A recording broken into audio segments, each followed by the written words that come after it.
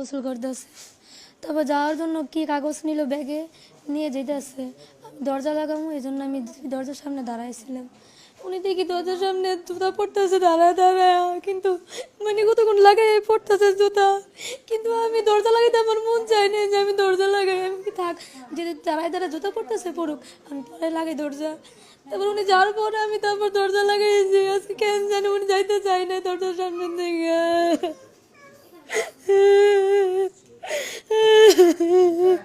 এখন আমার দেখার মতো কেউ নেই, আমার বাচ্চারা আমার দেখার মতো কেউ নেই। কে দেখবে, কে ওদের ভরণ পোষণ করবে?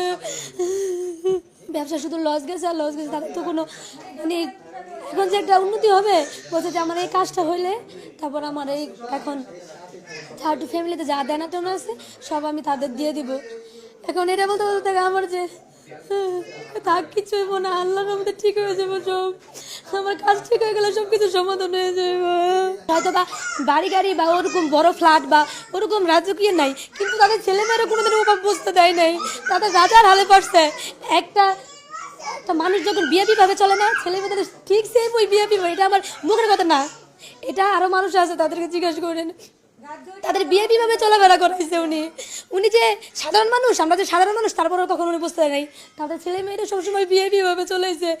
কোনোদিন একটা ছেলে মেয়েদের জন্য কোনো কিপটামানি করে নেই যে আছে না যে আমি এই এই 2 টাকা দামে জিনিসটা দিই না, কখনো না। সে আরো ভালো ভালো দিচ্ছে যে আমার ছেলে মেয়েদের আমি ভালো ভালো জিনিস দিই। তারা এখনো বোঝে নাই যে তারা বাবা নেই। বাবা বলতেছে আসতেছে, বাবা আসতেছে, বাবা ও ছেলে বলে বাবা অ্যাক্সিডেন্ট করছে, বাবা অ্যাক্সিডেন্ট। এইগুলা দিলে কি হইবা? আমার হাজব্যান্ড তো আর ফিরে আসবে না, তাদের বাবা ফিরে আসবো। এগুলা দিলেও তো তাদের বাবা আসবে না। তার জন্য আমার ছেলে মেয়েদের দেখে, আমার ছেলে মেয়েদের জন্য আমার হাজব্যান্ড যেভাবে চলাফেরা করেছে, আমার সন্তানরা ঠিক সেভাবে চলাফেরা করায়। আমার বাড়ির আশেপাশে প্রত্যেকটা মানুষের জিজ্ঞাসা করেন ওদের কীভাবে চলাফেরা করাইছে।